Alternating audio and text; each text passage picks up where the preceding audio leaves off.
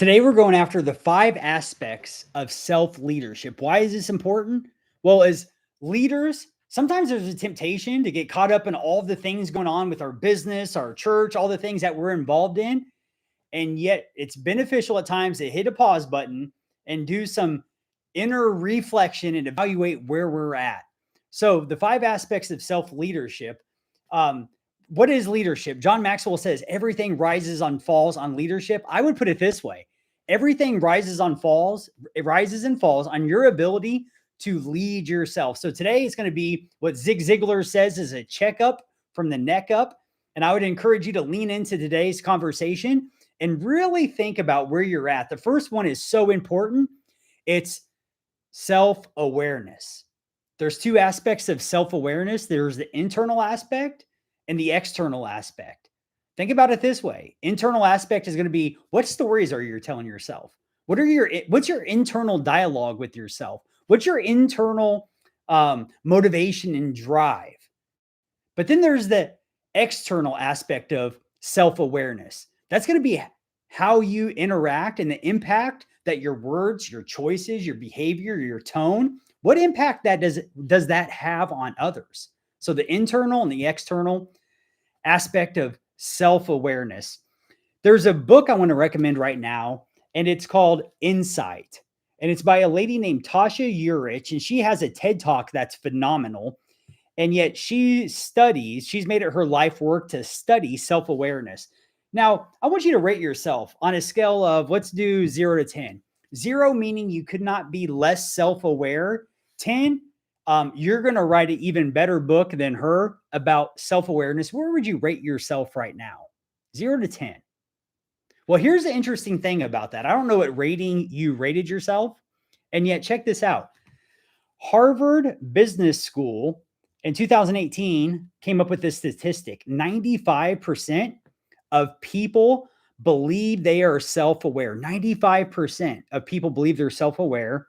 And yet the reality is only 10 to 15% of people are 10 or 15% of people are actually self-aware. So there may be an opportunity, even if you gave yourself a high rating for self-awareness. A buddy of mine named Lucas Sheridan, I went to his keynote speech today, and it was his first time sharing on his book that comes out here in a few months or so. And it's called the Uncaged Leadership. And he reminded me of a quote. He said this, and I'm like, oh, I forgot about that one. It's so good, and it's appropriate right now, so I want to share it.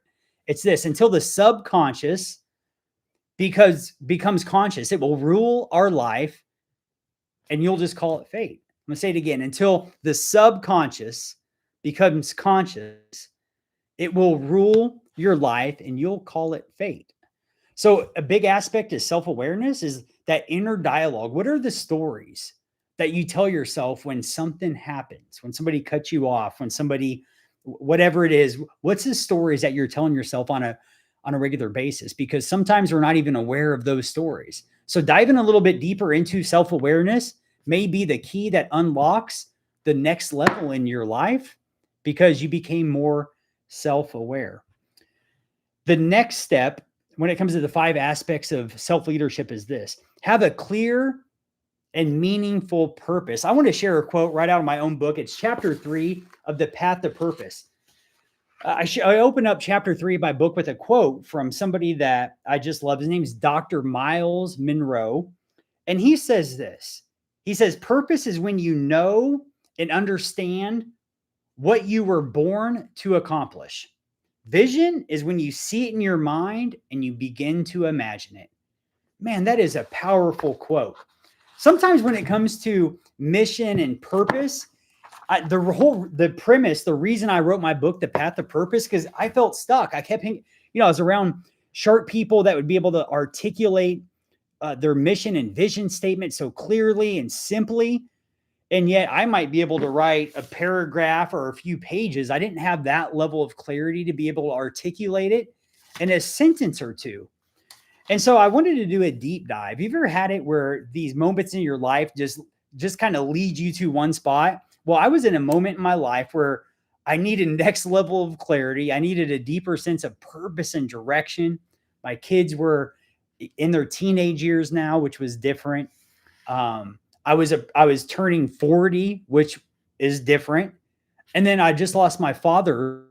My father tragically, unexpectedly, right? I'll go a little bit deeper with that one because this may help somebody make different choices. If you come across this video right now, is my dad chose to take cocaine and fentanyl and never woke up again. And he had so much potential, so much life left ahead in him. And yet, we make our choices, then our choices make us, right? So my point is, I had all of these circumstances happen where it's like, okay, God, I need to get next level of clarity in my life. So maybe you feel a little bit stuck. You desire to have more clarity and a deeper sense of purpose and direction. Well, I want to encourage you and maybe even challenge you to pick up a copy of my book, The Path to Purpose. The link will be in the comments below. And let me know you watch this video, and I'll go ahead and write a personal note into it, to you in it, in the front of it when I drop it in the mail to you. So the second aspect of 5 aspects of self-leadership is having a clear and meaningful, compelling vision. The next one is going to be priority management. Man, there is such I feel like there's a battle going on for focus and attention. Think about it this way, like what's the most valuable thing that we have?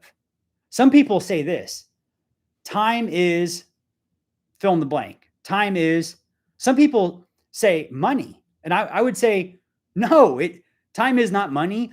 Time is infinitely more valuable than money. Matter of fact, the Bible says, redeem the time, for the days are evil. That doesn't mean the world's going to hell in a handbasket. It means that times are tough, they're hard. And so it's wise to be able to buy back our time. And yet, identifying priorities, right? So we know as a business owner that no matter how great your product or service is, if you do not have clients, nothing else matters. So we know number one place for business is going to be some form of lead generation, client acquisition, whatever you want to call it. You have to be able to get clients, right? And sometimes we just need to step back and evaluate. Let me ask you this. If you were to write down the past week, what you did with all of your time, if you were to write down the past, make it even just 3 days or 24 hours, minute by minute on a calendar, what you did with your time, would that be in alignment with the goals that you have over the next few months or over the next year? Meaning, how you're using your time right now, is it helping you get to where you want to go? And if not, I want to let you know I get it, no judgment. And yet there may be an opportunity to make better use of your time. So there's a book I want to recommend right now. It's called First Things First. It's a classic by Stephen Covey. You know it's a classic because the pages are all yellow. And so if you're at a spot where it's like, that you're not using your time in a way that's serving you right now to help you get where you want to go, maybe it's time to evaluate that and do something different with your time to help you get where you want to go. And the other one is this. This is so good. It is called The One Thing by Gary Keller. And I love, even before the book starts, when you open it up, there's a photo of a rabbit and it says it's a Chinese proverb. And it says that if you try to chase 2 rabbits, you'll catch neither. Because sometimes when it comes to the priority management with our time, that we're trying to do too many things at once. I don't know about you, but when it comes to being a business owner, in the past, I would take pride in being able to multitask, right? Be able to do all these things once. Well, in this book, Gary Keller pretty much throws a bomb on that and says what you're doing is you're probably making messes and you're not doing any one thing well. And he unpacks how multitasking, it's a myth, is what he says. And he also says that it's a computer terminology, meaning it actually meant task switching, that a computer would go from one task to another. It actually wouldn't do all of these things at once. So if you're looking to up your game and make better use with your time to maximize it, you may check out the book, The One Thing by Gary Keller. The next item is going to be the develop your knowledge and your skills. Think about it this way. What skills do you need in order to do what you do and to be the best at your craft? What is it you desire to get better at? I'll share with you what I've been working on this year. I've been working on communication. I mean, communication, the goal of it is to connect, and I desire to connect better and deeper and more effectively with my wife, my children, my coworkers, and in my business, in my church, in my community. So I think that for me, that if I get more effective at communication, like it's the one thing that makes everything else better. So that's the one that I'm working on. So what is it for you? What's the skill that you desire to improve or enhance this year that you could work on to refine to be more effective? How do we get better at something that we're looking at? Like, how do we get better in an area? Okay, well, we can come up with a growth plan. We can get intentional about how we're going to improve in that area. We could read books on the topic. You could listen to a podcast channel. You could watch YouTube videos. You could take an online course. You could hire a coach or a mentor in that one specific area. So it's going to be important once you identify an area that you want to develop and get better at, figure out, come up with a plan and get intentional about your learning. So you're not just random and sporadic when it comes to what you listen to and what books you read. You can have a little bit of intention behind that. And the very last one is your tribe. The people you hang around will make a difference. I've heard it put this way: you show me your friends and I'll show you your future. My mom and my mom and sometimes, other people say birds of a feather flock together. The people we choose to hang around, they impact us. They influence us, right? Have you ever noticed that usually, like if you do a survey of the people you hang around, oftentimes they talk like us, they vote like us, they live in similar neighborhoods, they have a similar education level, we're in the same financial bracket. And yet sometimes, in order to have a breakthrough and go to the next level in your life and move towards God's plan and purpose for your life, you need to shake up your tribe. Maybe there's a relationship that maybe it's so bad you would say it's toxic, it, and yet for whatever reason, you just have not cut it off. I want to encourage you that maybe today, maybe this week, you draw a line in the sand, because sometimes the people that help get you here, you need to let them go in order to get to what's next in your life. I remember there was a time where, we just had our second child. I was really struggling in life. I didn't know how to process stress properly. And I was drinking every day. Matter of fact, it got so bad, it got to a point where not only was I drinking every day, I kept a bottle of vodka in my office desk. And I had a drinking buddy at this time, and we would hang out every Friday and Saturday like clockwork and just drink all the time together and party. Well, guess what? That was no longer working. It was no longer working for my then fiance. It was no longer working for our family. And it was time for me to make a decision. Make a decision means to cut off, to decide, to draw a line in the sand and say, I no longer do that thing. Well, I needed to cut that person out of my life. And I'll tell you what, looking back, I'm so glad I did. Maybe that's speaking to you today, that maybe there's a person that you need to straight up cut out of your life because they're holding you back from what's next. So a recap: self-awareness. I gave a great book recommendation in that. She gives a survey, like a self-assessment. So make sure to check that out. Next is have a clear vision and a sense of purpose and direction in your life. That's mission critical. And that changes, meaning the vision and the mission that got you here, you may be like me and need a deeper level of clarity and maybe even a new sense of direction and purpose in your life.